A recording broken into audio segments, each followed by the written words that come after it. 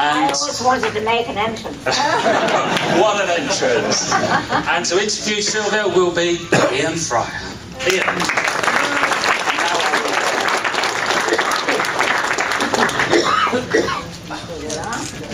A polite ripple of applause to me, I appreciate that. I thought I was in a Hollywood musical then for a minute. Yeah, me and Marilyn Monroe. Well, thank you so much for coming. Maybe talk about your. Can we talk about your background? Because you didn't really have a background in show business. Your dad was a boxing promoter. Your mother was quite artistic, and you read my book. Yeah. Yeah.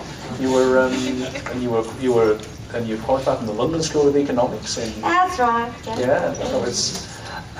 So what drew you to show business? I think I was always drawn to show business because I loved the movies. Go to two movies a week.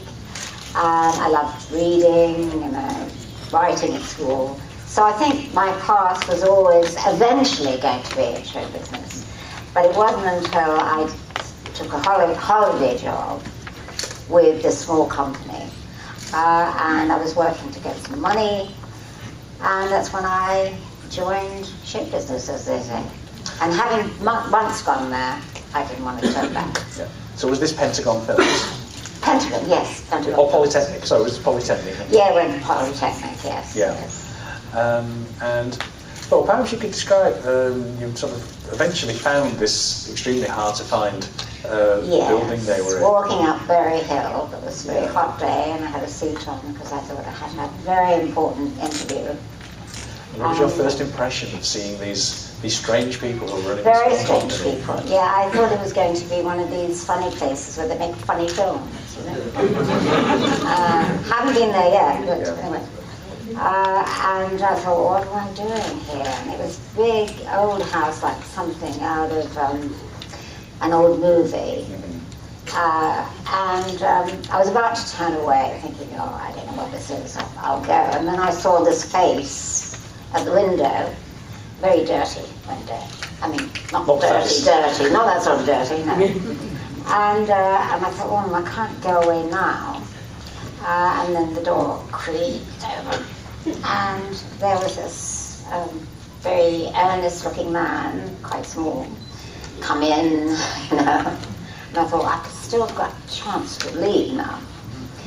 But then I went into this big room, and everything looked as if it was on the set of a movie, but it wasn't. And that's how I met the head of this little company that made commercials and lots of different things, but it didn't seem to be anyone around. So I didn't know what I'd gone in for, but then they started questioning me and asking me things like, this was the most important job. And then they told me how much it was, about £6 a week, which in old money, or rather young money, it wasn't much. And I thought, well, don't worry, because I'm not coming back. I'm not coming to this place. And so they made it very important. And I said to them, I'll let you know, I'm not quite sure. And they said to me, we'll let you know, like it was really the most important thing. And I got out of there, and I breathed a sigh of relief. Oh my God, you know, what am I doing here? And the next day, I got a phone call from them, one guy. And said, oh, please, can you come? Because we're in got a big thing coming up tomorrow, and we do need some help, and so on and so forth. And I said, I don't think so. And they said, well, look, you know, we'll pay you a bit more, which was about £7 a week or something. And so I had a soft heart then, because I was very young. And that's how I started. So that 1-2 days went into 7 months, actually. And I eventually left university, which my parents were very proud that I was going to university. And I said, oh, well, I think actually I'd really like to do this. And they said, well, you're not making any money. And I said, no, I know, but it's all I wanted to do.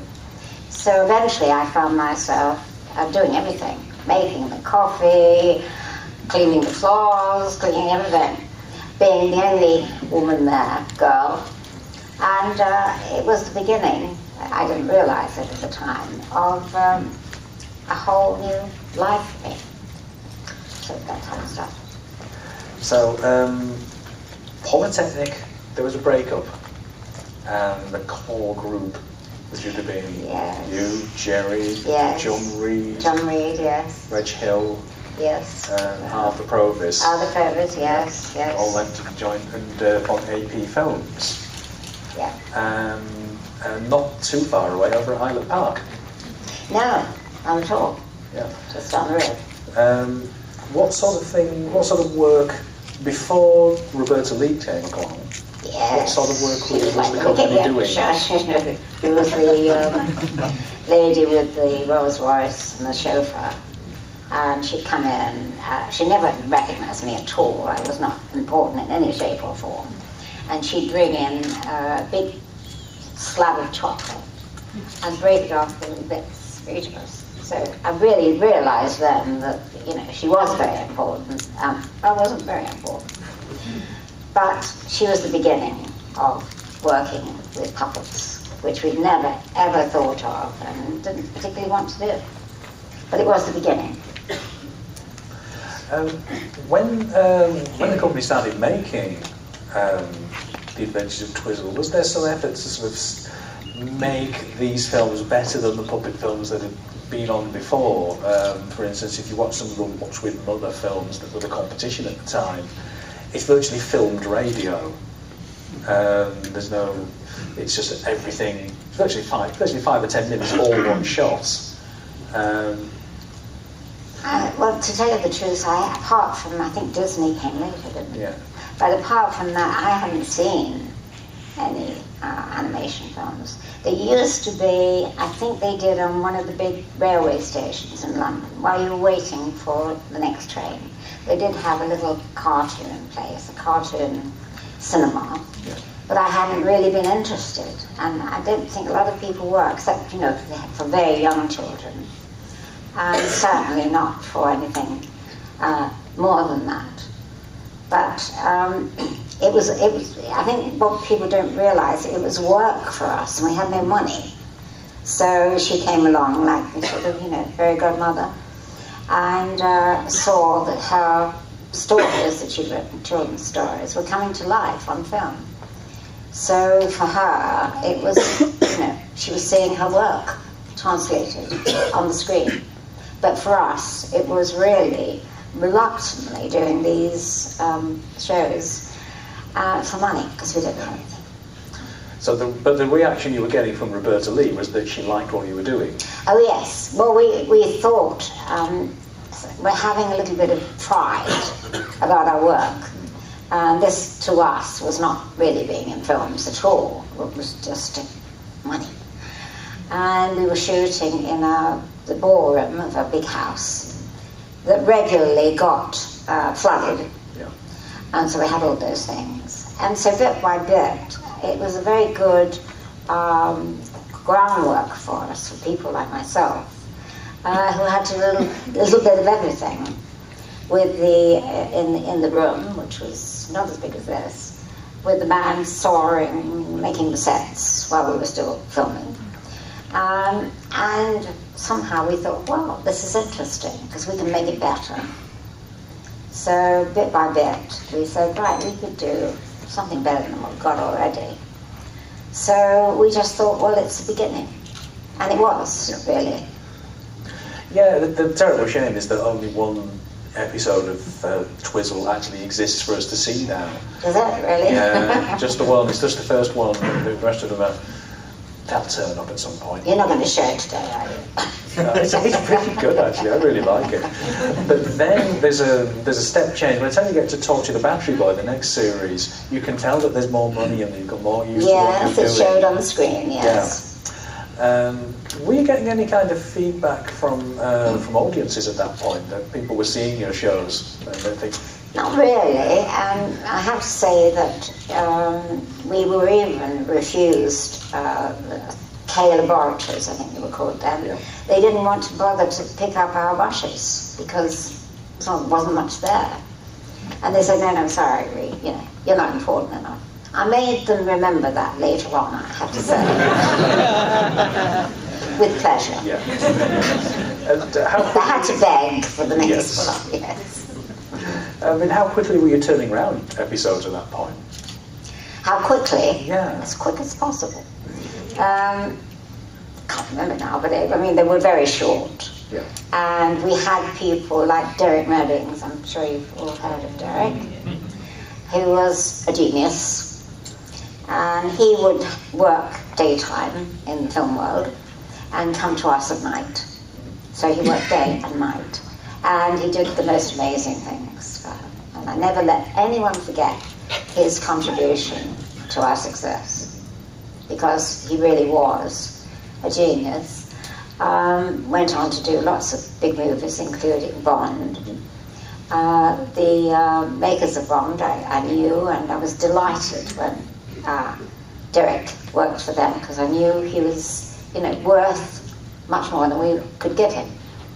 And last time I saw Derek, I don't know how many of you knew Derek Reddings or knew of him, but he was fantastic. And I saw him probably 2 or 3 weeks before he died, and they were filming the old Rolls-Royce place. Oh yeah, Leavesden. Leavesden, yes. And they actually recreated everything that we could do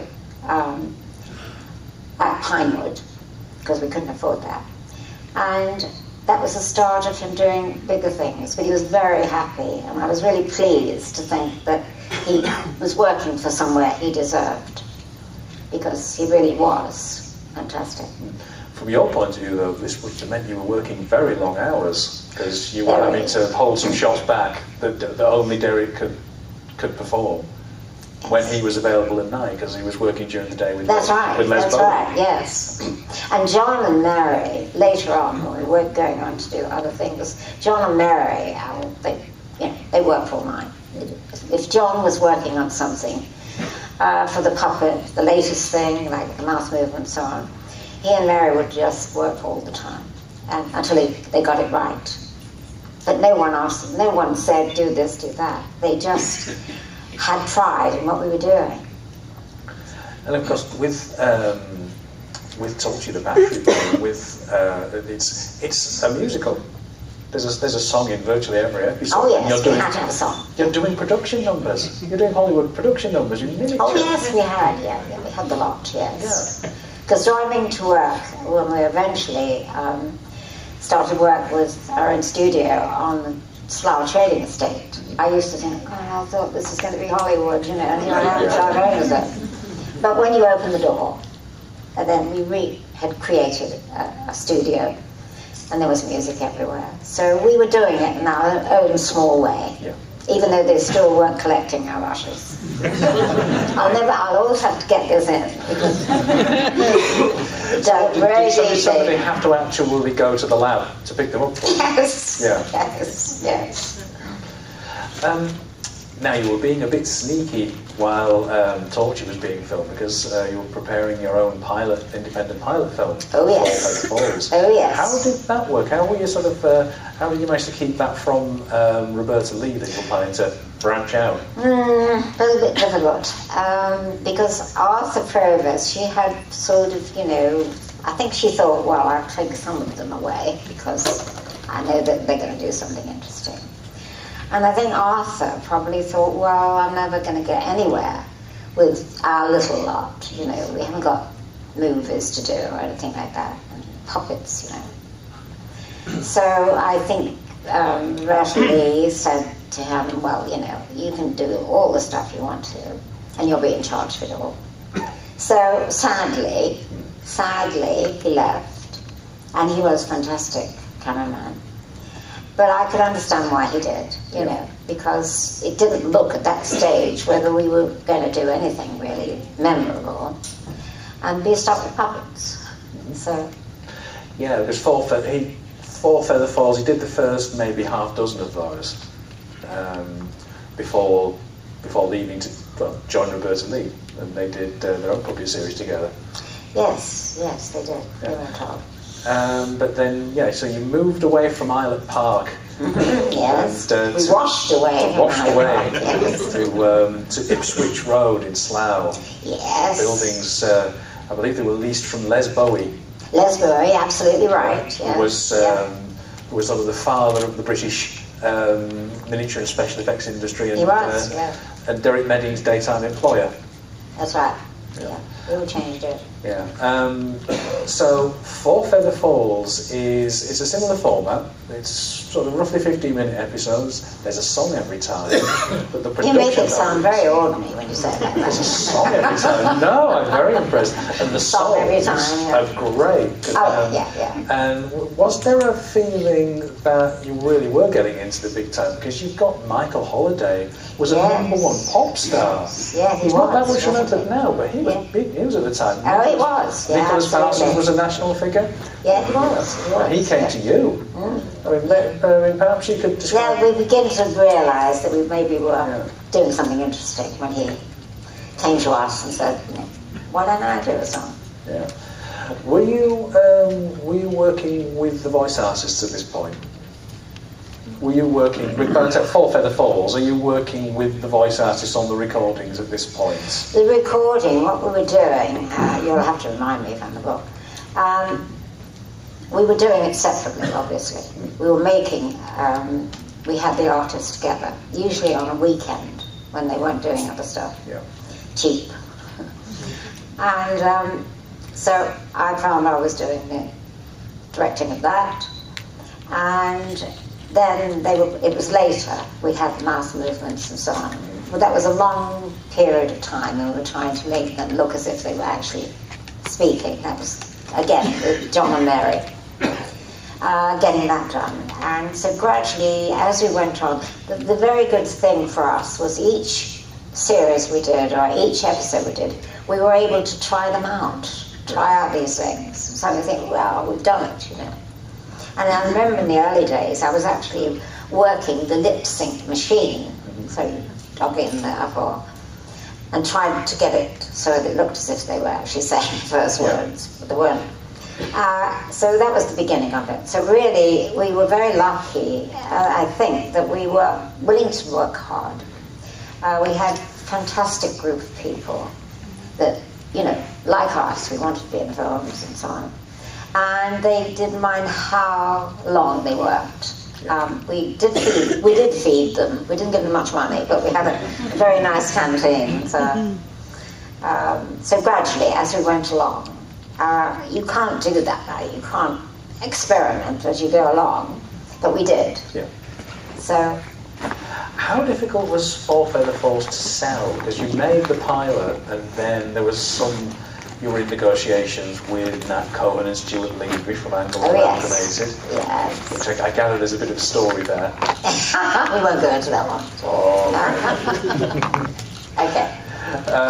But they eventually sort of pointed you towards Granada Television, and the series actually got screened. Yes. But was that a worry? Was there a point at which you thought, well, we made this pilot, maybe it won't sell, maybe nobody will ever see it? Well, no, the opposite of that. We were madly overestimate. Can't say it. We were really sure that everyone would want to see it.